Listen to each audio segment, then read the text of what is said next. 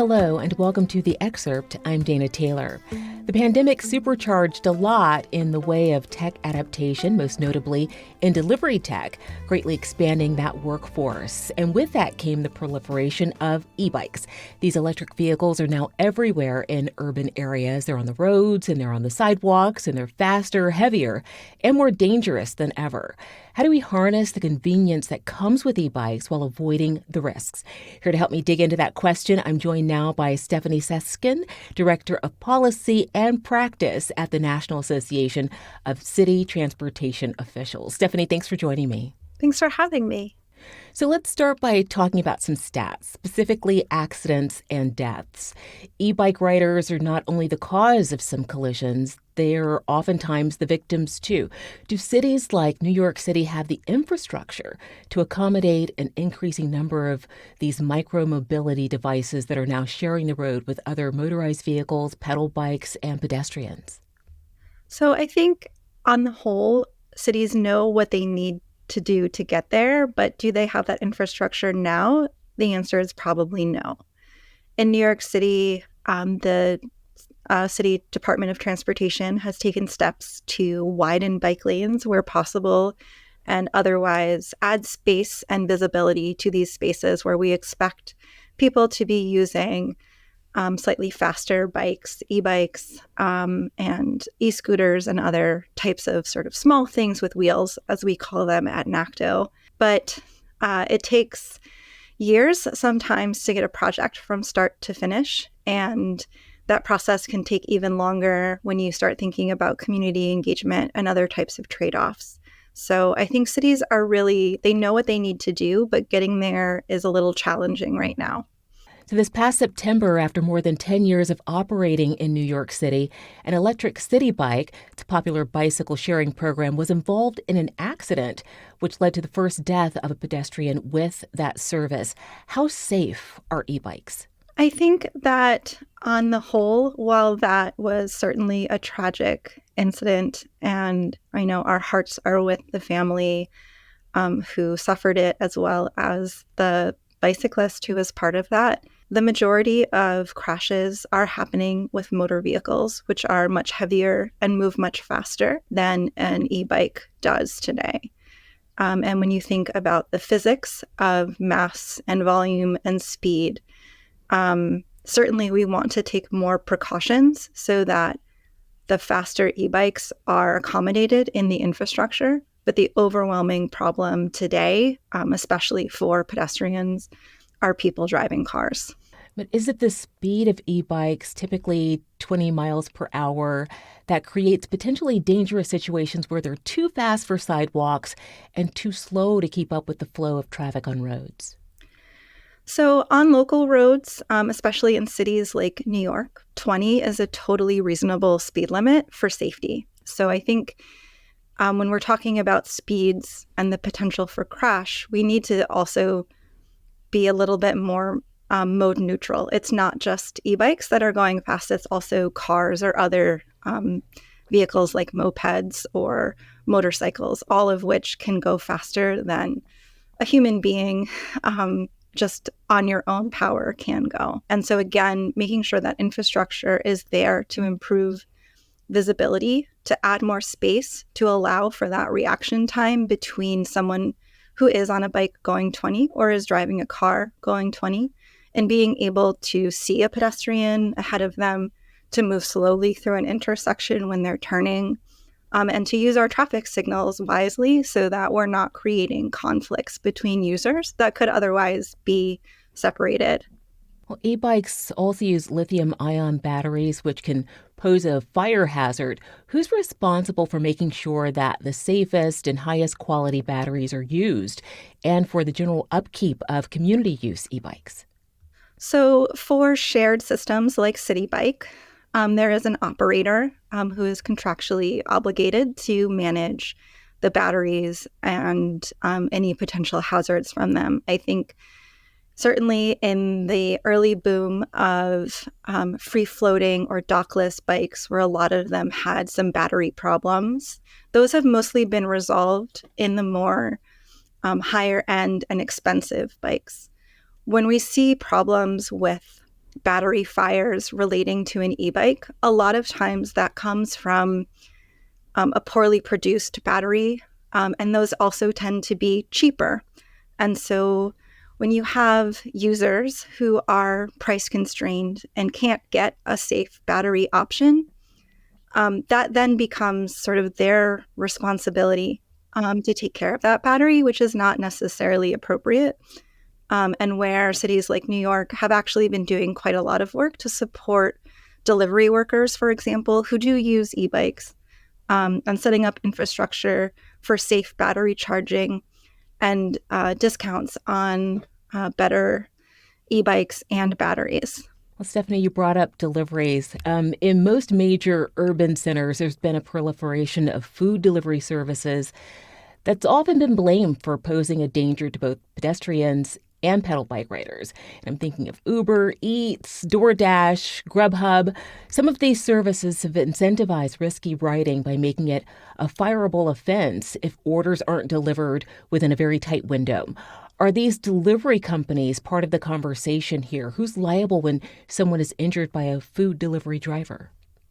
So liability is a tricky question to answer because the landscape is so varied. I think in a lot of places, what has happened is those drivers are not treated as employees. And so therefore, they are taking on more risk than the company is taking on.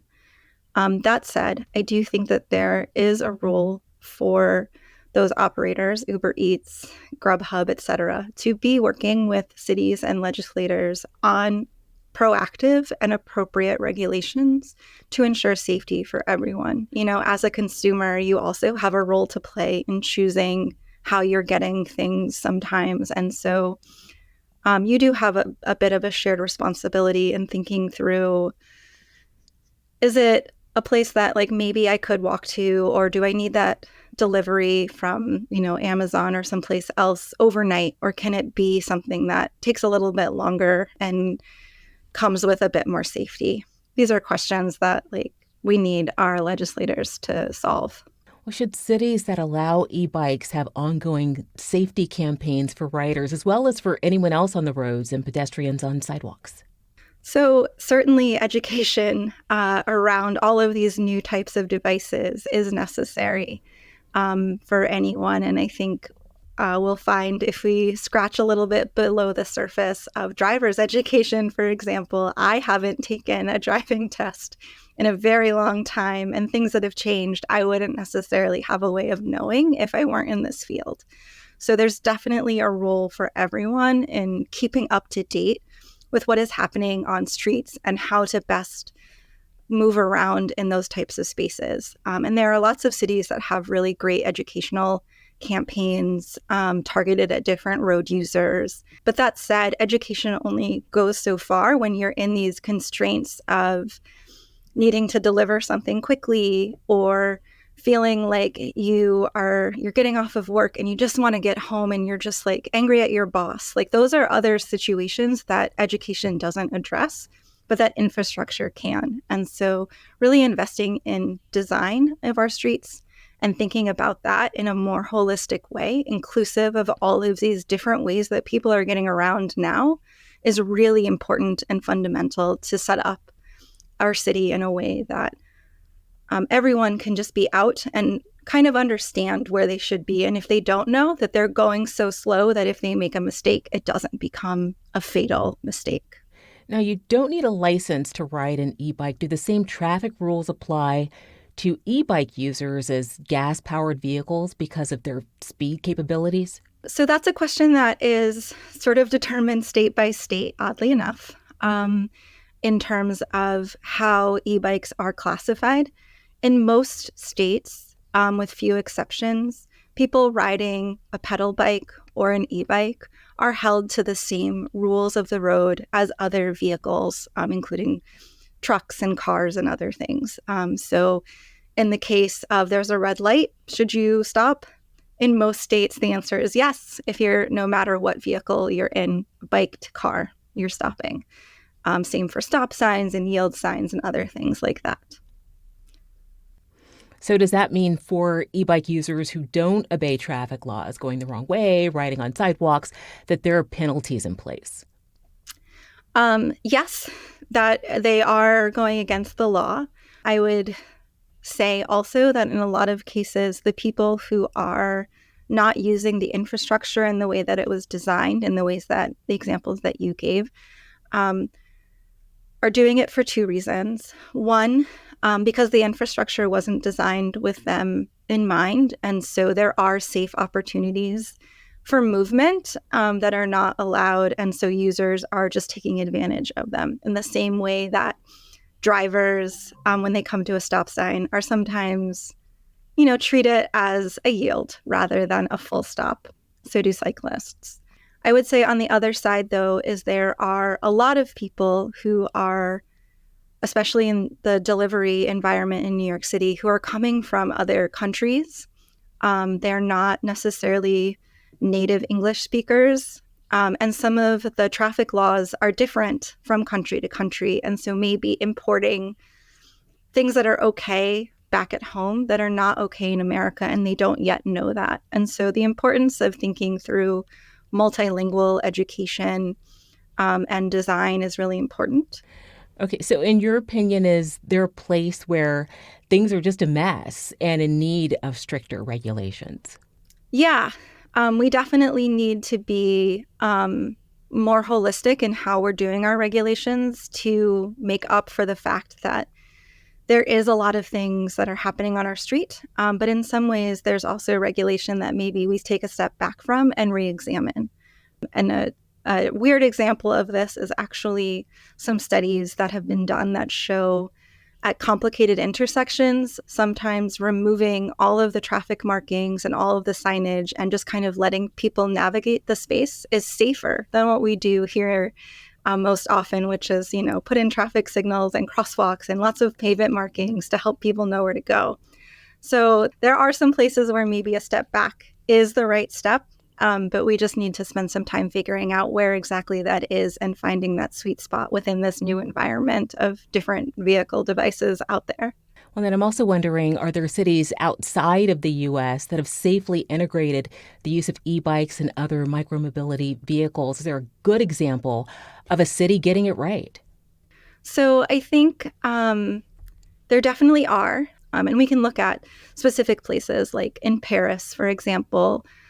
E-biking is hugely popular, widely used as part of their version of City Bike, Vélib, and has really changed how people get around Paris. And part of that is also the fact that Mayor Hidalgo has also invested a lot in bike facilities and pedestrianizing spaces and honestly taking some space away from vehicles, cars, so that there is more space and opportunity to use the smaller devices that we're talking about. But even when you go to a place that a lot of folks in the transportation world point to, so like Amsterdam, they still have problems with mopeds, like using the bike lanes and what to do with them. So it's definitely an evolving conversation and no one has it right just yet. And that doesn't mean that America is so far behind either, which is good. Okay, and then finally, what needs to happen to make e-bikes safe going forward? Do the feds need to step in to help regulate them? What's the solution here? I think on e-bike safety, there are model legislations that most states have adopted to date that classify the vehicles into 3 different categories based on how much power and how much pedaling are involved. Not every state has done that yet. And that's definitely a state's right to do so. I do think that there is still an ongoing conversation that needs to be had about speed limits in our cities and where exactly different vehicles should be operating, and making sure that more people are aware of what is happening and how they can participate sort of positively towards changing their streets to be safer for everyone, regardless of what mode they have. Stefanie, thank you so much for joining us on The Excerpt. Thank you for having me. Thanks for watching. I'm Dana Taylor. I'll see you next time.